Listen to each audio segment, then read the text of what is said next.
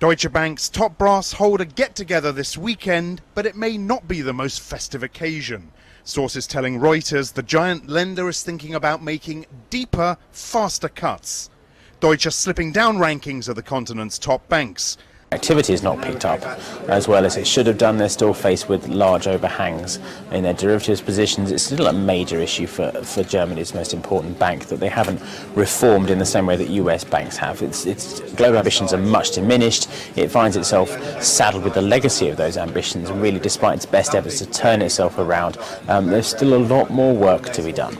Deutsche also dogged by legal battles in the US, including one over mortgage mis-selling. Last year, it set out plans to cut 15,000 jobs. The bank will also shed units employing another 20,000 people. Now, Reuters sources say more asset sales could be planned.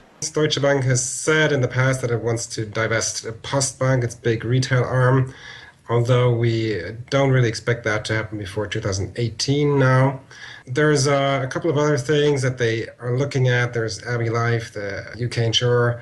There's always sort of talk about them divesting the asset management unit, but we don't really expect any decision on this in the short term.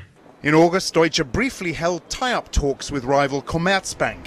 That idea bemused some analysts who say regulators want banks to shrink. Deutsche is already moving in that direction, but with assets of some 1.8 trillion euros, there could be a long way to go.